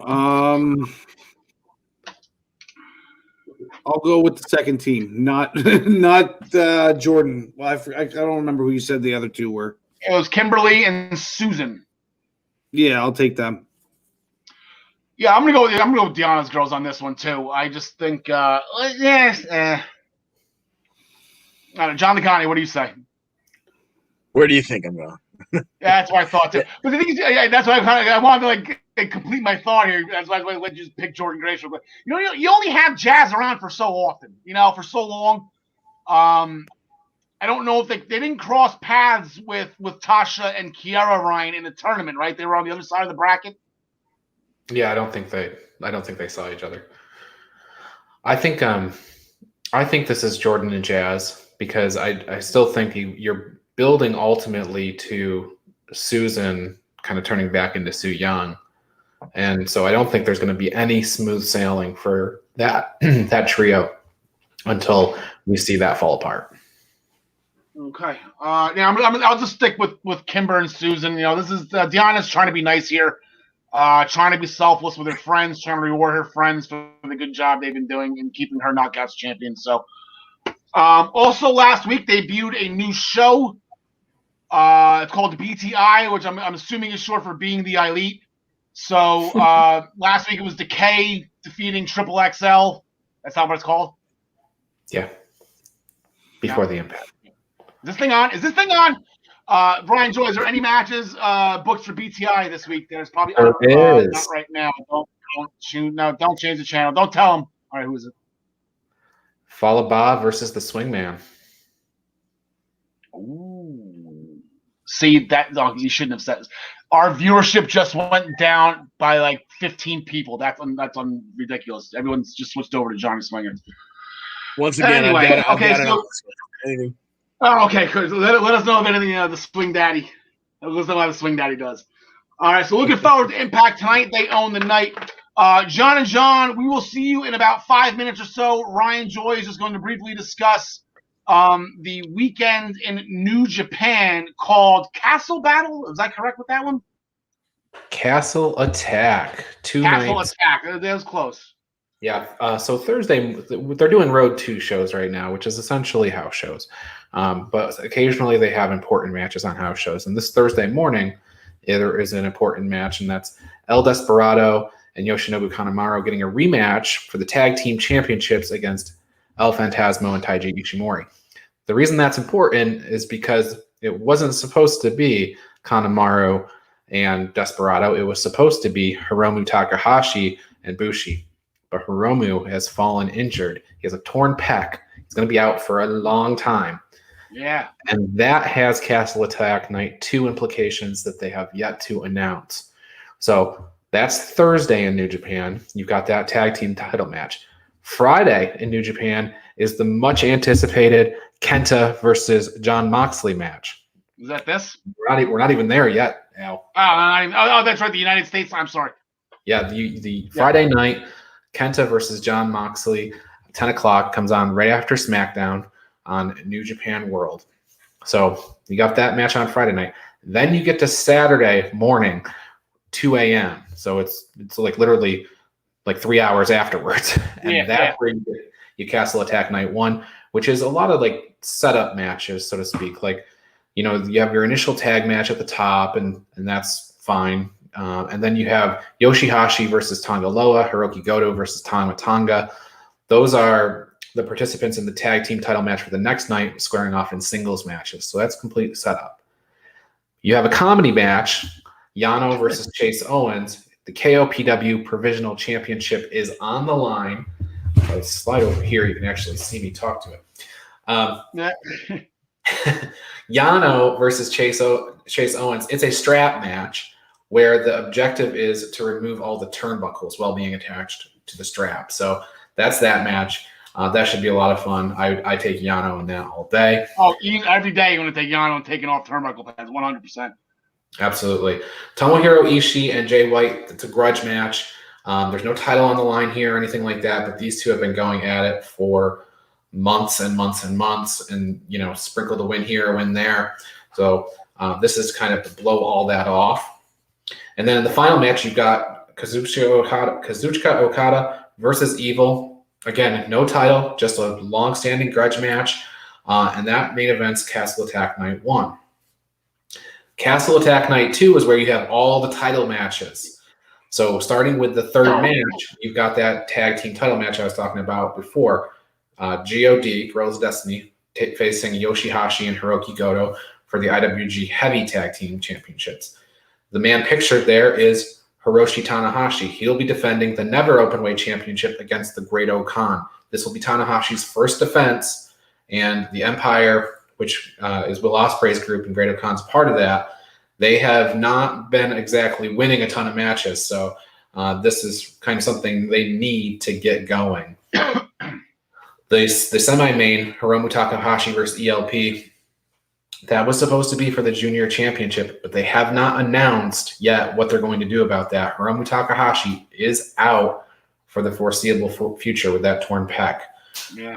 And then in the main event, Kota Ibushi versus Tetsuya Naito. Now, the interesting thing here is Naito has also been out with injury. He's supposed to make his return on Thursday. So he may only be holding on by a thread here by the time we get to this match. And that's for the Intercontinental Championship, not for the Double Championship. So if Naito wins, he will split the belts off of Ibushi. That'd be fun. I would like to see that happen again. I don't like, you know, it's been two belts for a long time now. I think let's separate it. Now you're gonna get the United States Championship match, that belt back potentially, if Kenta can get the job done. A couple of other things. No Major League Wrestling this week. No new episode anyway. They're airing a classic show, so I think they're preparing. But they did announce Never Say Never for March. I can't remember which day in March, but it's a normal Fusion day that they're going to do it. So that's kind of their signature event. And then on the Ring of Honor side of things, Shane Taylor will be challenging for the Ring of Honor World title against Rush this weekend on ROH TV. So check your local listings where you can find that. But Shane Taylor Promotions, which is Shane Taylor and SOS, they won the 6-man championships last weekend on Ring of Honor television. So Shane Taylor has the opportunity to be a double champion. And if he is, when we get around to the 19th anniversary show, which is their next pay-per-view in March, he'll have to defend both belts that night. So as well as Jonathan Gresham. So all titles will be on the line. Nice. So stacked lineup between New Japan, Ring of Honor, MLW taking the week off. So All right, yeah. It's a great weekend of New Japan. Yeah, that's looking forward to it. Looking forward to hearing you talk about it. I know you and Travis talk New Japan all the time. I had to miss your show this morning. I apologize for that. But I know you guys love talking about it. I love listening to you guys talk about it. I like how you're my number one correspondent, but Travis is yours. So that's pretty cool. We're gonna go for it. I was gonna say, while you're bringing the other guys in, I just want to mention that I think Bobby Lashley is going to win the championship next week. So I wanted to just cast my vote there. And Xia Li, I think, is going to destroy Casey Catanzaro. Yeah, sorry. Ryan, get off me. Like you seriously just picked the two matches I am most invested in right now, and you just picked jerk. Well, sorry. I was feeling the power. Yeah, exactly. Switching gears to AEW, Ryan, we're going to stay with you in All Elite Wrestling because NXT had a 6-man tag team match, but AEW did as well, and they had some heavy hitters in this one. Yeah, Lance Archer, Ray Phoenix, Jon Moxley against Eddie Kingston, The Butcher, and The Blade. Honestly, as soon as you get The Butcher in the ring doing those lunges to warm up, your night's made, right? Like that's you see that and you have a little laugh and it's fun. It doesn't even matter what happens after that. But what did happen after that? Eddie Kingston hit Jon Moxley with his spinning back fist, which he usually uses to finish people. And Moxley didn't even leave his feet. He just kind of stumbled back and then immediately hit the paradigm shift for the pinfall victory in this match.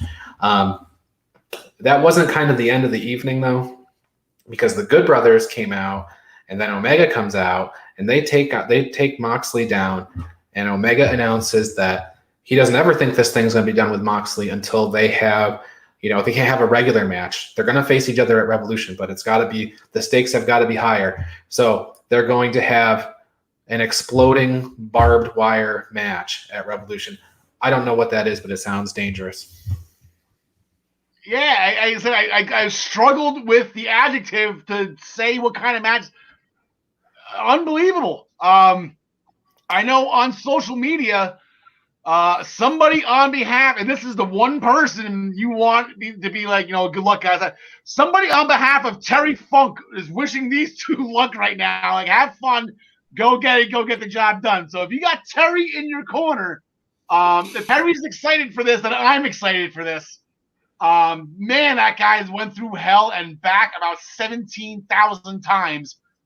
So, like I said, good for that. Terry's given him a little bit of the rub, right? Is that what they call it in the wrestling world? Rub. And coincidentally, they had Dory Funk Jr. there last week. Terry's older brother. Yeah, he was at Dynamite last week. So. Nice. Stemming off this, they announced at Revolution, they announced a ladder match, the Faces of the Revolution, right? I believe it's called ladder match, where the winner will be the number one contender for Darby Allin's TNT Championship. He is not defending it. He's in a street fight against Team Taz with Sting. So they announced 3 guys already. They announced Scorpio Sky, Cody Rhodes, and Penta, John Smith's best friend, Penta. So you got 3 guys tonight. How many guys total are going to be in it? 6, right? 9? I think it's 6. I don't know that they actually said, but I think it's 6. Okay. They're going to have a qualifying match between Lance Archer and Ray Phoenix. Now, these guys were just tag team partners in that war you were just talking about. Ryan Joy. No, someone's not going to like that. Ryan Joy, who do you have in this match here? I don't think he's in it. And now he's not looking. That's funny. That's even funnier. It doesn't take much to get John Smith riled up, does it? You know what? I would like to see. There goes John Smith. Yeah. I think at Revolution it's going to be Cody against the Miz, and if Cody. I like Pentagon in this, or Phoenix in this match, because it puts Phoenix in there with Penta, and I think Phoenix in a ladder match where he can run around, do all kinds of crazy things, run up the ladder, down the ladder, jump off the ladder, jump with the ladder, jump through the ladder. I mean, all these crazy things. I think Phoenix needs to be in that match. Yeah, the winner's going to be in a ladder match, John Smith. And that just all signs pointing to Phoenix. I think if he was fighting anybody else other than Lance Archer, how do you beat Archer? And two, right? Is that no? Like Lance Archer he's not like a schlep here. Like Lance Archer could wrestle in a ladder match. He's not like this is not out of his, jurisdiction. Yeah, you think how do you have a ladder match without Ray Phoenix? And I think that Cody thinks that too, and that's why he doesn't want Ray Phoenix in the match because he doesn't want to get outshined by Ray Phoenix. So Lance Archer is going to win this match, and Ray Phoenix might have like a spot to help Penta in the ladder match. A spot. There you go. John DeConnie, who do you got? While John Smith makes a painfully good point, I think if you're not putting Phoenix in a ladder match, you're cheating the fans. So I'm going to cross my fingers that they do the right thing and Phoenix wins. Yeah, I want to see Phoenix in this match. I just don't know how he's going to beat Lance. It's going to take something for him to do to pin Lance Archer. There's got to be some type of chicanery, and I believe Ryan Joy has an idea what the chicanery might be. Well, I want to make one more point, and that is that Lance Archer has, over the course of the last month, maybe 6 weeks, has really turned. I know his sayings, everybody dies, and people will get all over me for that, but he's kind of turned to a face. And Jake Roberts is really awkward as a manager in that situation. So I could see maybe Jake's going to bring in a new heavy. Maybe it won't be this week, but at some point in the near future, and maybe it is this week, and this is what leads to it, maybe Jake brings in somebody who does a little something to Lance Archer. Yeah, and they have all these promotions to choose from right now. It's not like it doesn't have to be an AEW guy. They're too worried about building other guys' promotions than they are about building their own talent. Anyway, Cody, make sure you watch the Big Show, the Big Show, or whatever it's called. John DeConnie, the Big Show or the Go Big Show? I'm sorry, Ryan. What was that? The Big Show or the Go Big Show? Because those are two different shows. Yeah, I know. Yeah, the one was Full House, and the other one's rip off of America's Got Talent. John DeConnie, AEW Tag Team Championship on the line. If there wasn't an inner circle thing going on here, that's what really kind of threw the wrench in the outcome of this match. You kind of didn't know which way they could go. There was a lot of different scenarios that we talked about last week on the Central Wrestling Podcast. Yeah, this could have been really, really entertaining had Santana and Ortiz taken it. But in the end, it was the Young Bucks. They got the inner circle tossed from ringside fairly early on. But they were able to hit Santana and Ortiz were able to hit the street sweeper on Nick, and Matt barely broke it up. It looked like this one was ending early. It looked like they had hit their finisher. Then they wound up. Matt wound up outside. He got double power bombed into the crowd. And while Santana was admiring their work, Ortiz slowly made his way back into the ring and got snatched up for a roll-up victory. And that's just where the fun began, because after that, the Inner Circle all came out and attacked. Omega and the Good Brothers watched from backstage while Brandon Cutler tried to make the save and got power bombed by Hager on the staging setup there. In the end, it wound up with a Lion Tamer and Salt of the Earth side by side in the middle of the ring, and both of the Bucks tapping for the Good Brothers moseyed on down there to help them out and clear the ring, and even ended up with Jericho giving a shove to Papa Buck in the stands. It was a couple months back. We were kind of poking fun at Kenny Omega for all those late saves. He ran in about 10 minutes too late to save Adam Page. Now we saw what he was doing. He was trying to he was watching. Do we go? Do I go? Do they go? It was maybe just a conversation he had himself, but that was such a Kenny Omega thing. I lost it when I saw he was watching on TV. Like, yeah, he doesn't save people. I remember this. I've seen this before. They all learned from the master, Humberto Carrillo. Yeah, Ted's going for that one. Yeah. Did you even get to the finish, John? Speaking of bumps and stuff like that, Sting took a pretty healthy power bomb last week. Paige snuck him with a power bomb, slammed him down pretty hard. And it seems like Sting is okay. So I guess maybe was that the test? Was that to make sure we're okay with everything? Because my heart kind of jumped. I'm not really the biggest Sting fan there is, but I don't want a guy's health to be jeopardized here. My heart kind of stopped a little bit, hoping that, like, oh my god, I think we just killed Sting, But it looks like this. I guess this thing is gonna be quiet. I haven't read any reports or rumors or whatnot. So I guess going forward with that, I know Cage and Starks are fighting the Varsity Blondes tomorrow night. And then actually last night, I was not able to watch it, but the women's eliminator tournament continued with 4 more matches. We have here, we'll put the brackets up here. Nyla Rose and Britt Baker, they both advance to the semifinals. They will face each other tomorrow night. That's going to be the match that we pick. Thunder Rosa and Riho will be airing on Bleacher Report on Sunday, as well as the Yuka Sakazaki and Ryu Mizunami. Oh my God, Mizunami. I almost You said Miz too much. went through that smooth sailing. I tried. But, Yuka and Rio, they got the wins last night as well. So here's the brackets the way they are right now. So going forward, this is going to be tough. I mean, a lot of us have the Good Doctor winning this thing. And we knew that we kind of had her facing Nyla Rose in this round. So, John DeConnie, are we changing picks here? Is Nyla scare you at all? I mean, as far as picking, against her and... Yes, Nyla scares me quite a bit, I think Rebel and the Good Doctor will find a way out of this one. So give me Britt Baker. Yeah, we all wanted Ty to win that match. No relation. She's tough.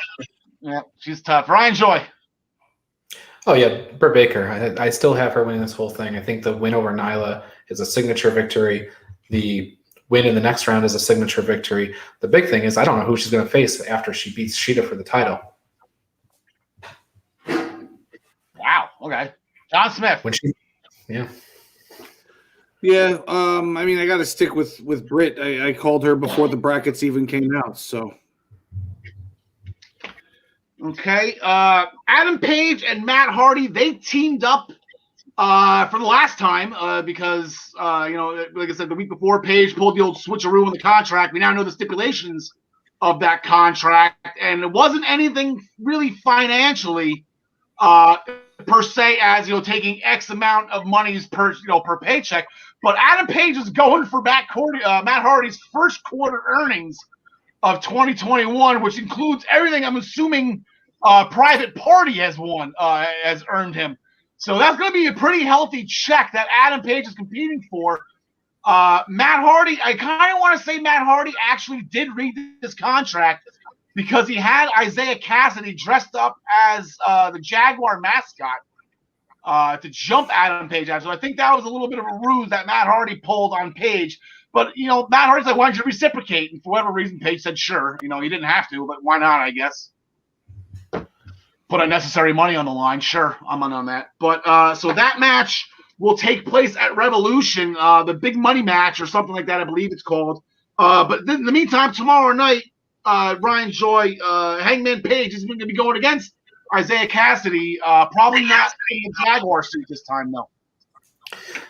That's right. Hangman Page is going to come out with a win in this match too. I don't see any scenario where Isaiah Cassidy wins, even if he gets interference with Mark Quinn or Matt Hardy. Adam Page got this match. Now, John Smith, I failed to mention before I threw it over to Ryan. After the jump, the beatdown of Adam Page, the Dark Order came for the save. Johnny's not letting this go. He's in love here. Yeah, he's still gonna catch him on the flip. Yeah, awesome. Stupid. Oh, stupid. I got Page winning this one. All right, John DeConnie. Yeah, I'm with those gents. Hangman Page. Okay. Shaquille O'Neal and Jade Cargill they showed a video of them training for their upcoming match against Cody Rhodes and Red velvet by shooting free throws. So apparently that's how you train to become a wrestler. So once the snow clears out of Jersey, I'm going to put up a basketball hoop and I'm going to start training to become a wrestler. So that's going to, watch for my debut. I'll let you guys know when it happens. FTR defeated the Seidel's after a big rig. Then FTR went to cut Mike Seidel's hair, but the Jurassic Express came down for the save. Luchasaurus has a new mask with a new set of horns. They will be having a match next Wednesday on the March 3rd with the Cody and Shaq. That'll be on March 3rd, as well as the 2 title matches on NXT. So March 3rd is going to be a big night, all because the NBA All-Star Game is now on March 7th, and Shaq can't be at wrestling for that. John Smith. Don't undersell Tully Blanchard making his in-ring return. I do. Yeah, the FTR is going to be doing that for us. So, John Smith. I think are we starting a new fan club here? Are you the president of the Luther fan club now? Yes, I'm the flagship member and still the only member of the Luther fan club. I just love what he does. I love his look, even though it's so ridiculous. Everything about him just screams jobber. I love it. It was a fun couple minutes before Orange Cassidy beat him. I mean, he Serpentico distracted Cassidy in order to give Luther the advantage. Luther got a couple hits in before he got power bombed on the outside, which was pretty brutal looking because he's such a thick boy. That's a 2 seed and a Q. So he finally gets back in the ring and gets orange punched for the victory. So Luther serves a purpose, and I love him. There you go. He just screams out. Here's the entire card. A couple matches they didn't get to. Hager's going to beat up on Brandon Cutler. Moxley's going to beat up on Ryan Nemeth. And I believe, it said Cage and Starks are going to be beating up on the Varsity Blondes. So I guess maybe you can call half this card AEW After Dark, because it was going to be pretty one-sided. So that will do it for AEW and pretty much our show, except now we get to talk about number 7 on my all-time favorite WrestleMania match list. We are now at number 7. Started at 30. This one is just near and dear to my heart. But if you know the backstory how this match wasn't supposed to happen, and I don't know the stories, I don't want to tell tales out of school. Hulk Hogan didn't want to lose to Flair. Flair didn't want to lose to Hulk Hogan. So they had a whole press conference after Ric Flair won the Royal Rumble and won the WWE Championship. It was supposed to be Hogan. Then they flipped it last minute, and I couldn't be even happier. Like what came out of that and what we got in this match between Ric Flair and Macho Man Randy Savage was just absolutely amazing. It was the mid-card main event. Hogan did up main eventing WrestleMania against Sid Justice. But this match, WrestleMania 8 stops after this match. The first 5 matches of 8 are absolutely amazing. And this was the main event of that. And the story going into this where Ric Flair was actually Elizabeth's love interest before Randy Savage. And he was superimposing himself into all of Randy Savage's personal pictures. It was just absolutely amazing. And this feud didn't end here. Savage won the match. Flair really worked over the leg. Perfect hit a chair shot to the leg. Flair really worked it over.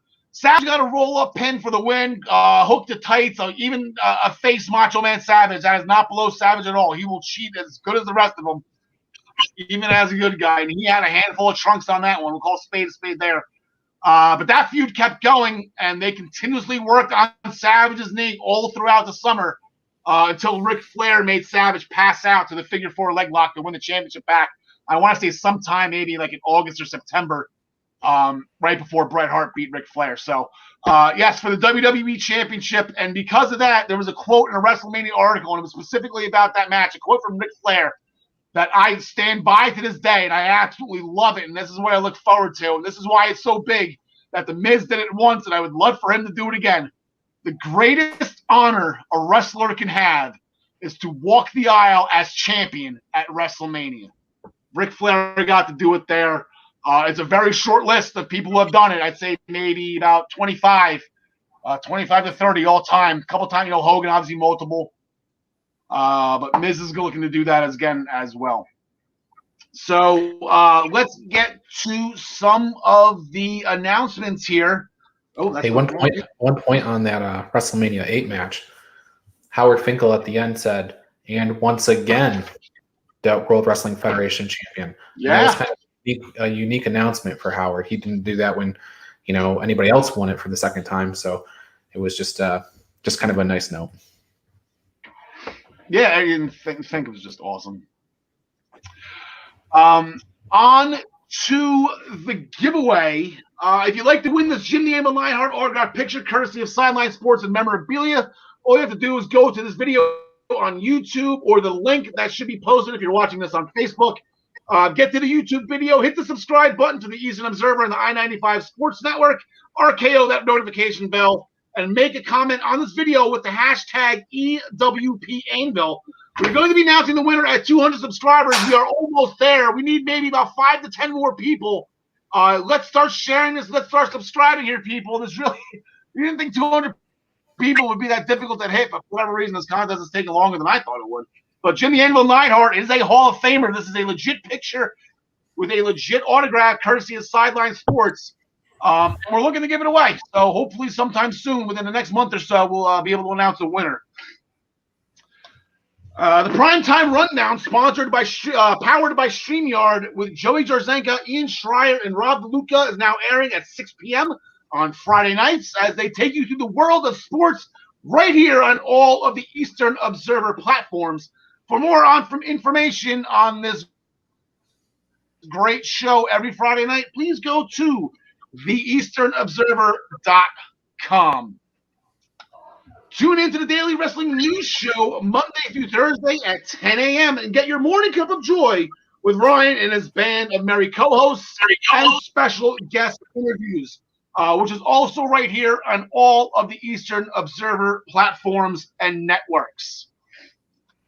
The Body Slam Brigade newsletter has nearly 4,000 subscribers who receive this column every single Friday. Make sure you go to minutestobelltime.com to subscribe. The Body Slam Brigade by Ryan for you for free. Every Thursday on the Eastern Observer, we have a special World Cup of Wrestling tournament. It is a 12-article special. I believe this is article number 6 or 5. It was 4 plus 1, so 6 maybe, somewhere in there. But it's the first group of the international division. We went through the United States brackets in the previous 4 episodes. As you can see, Edge is pictured here. Edge is in this bracket. He will be representing the eastern section of Canada. Canada has so many great wrestlers in it. I decided to divide them up in half. So on the eastern side, Edge will be joined by his brother / best friend, I guess whatever point in time you want Edge and Christian to be together, joined by Christian, Kevin Owens, Bobby Roode, and Hall of Famer Trish Stratus. They will be representing Eastern Canada. Please make sure you check out who they're fighting and what they're doing, and don't be afraid to comment on who you think would win. If I'm an idiot, if I'm a genius, please feel free to let me know. The Black Cats, and that's not NYC. Listen to me being silly. The Black Cats NYC, their new album Free Cake, is now out on all of these music platforms, YouTube, Pandora, Spotify, SoundCloud. Anywhere that you can get your music, you can get the Black Cats NYC's new album Free Cake. Play loud. And this one is for the ladies. If you're upset with the whole process of putting on your eyelashes, let me tell you about these new magnetic lashes that my wife is now proudly selling. Take a look at this picture. It is that simple. You put on an eyeliner, which is magnetic. There's 10 tiny magnets in the lash. They latch right on. And please make sure, if you're interested in this or more information, you can please contact my wife on the Facebook group page, Steph's Lovely Lashes. And make sure you can get these amazing Tori Bell products. It's not just lashes. Apparently, they have something that's, again, new to me. I'm learning all about this women and makeup stuff. Something called a lip plumper. No idea what that is, but they're selling like wildfire. My wife has already done about 5 orders or so, getting them out. They just launched that product. I have no idea what it is, but apparently the female gender completely does. So please make sure.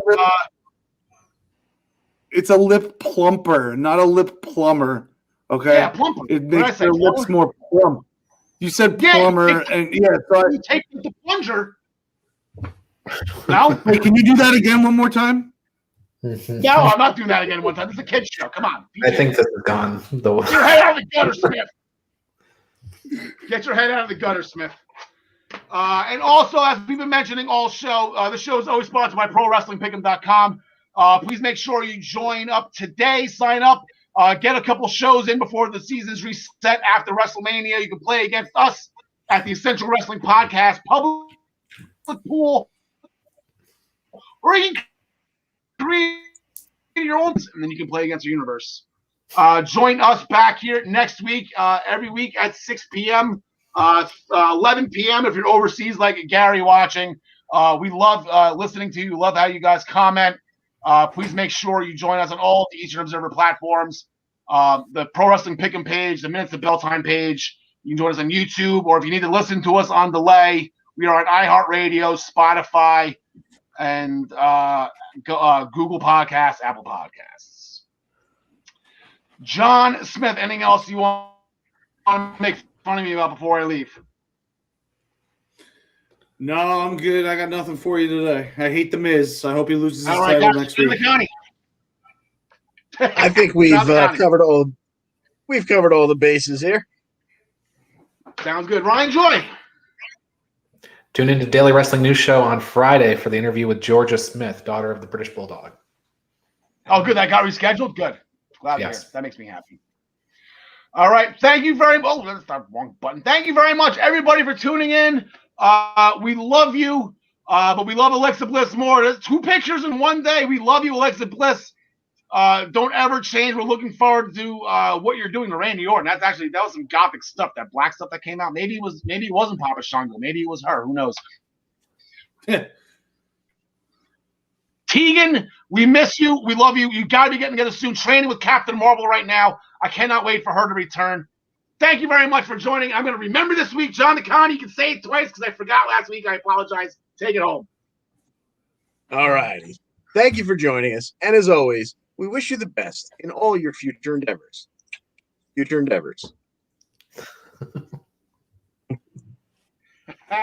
is champion.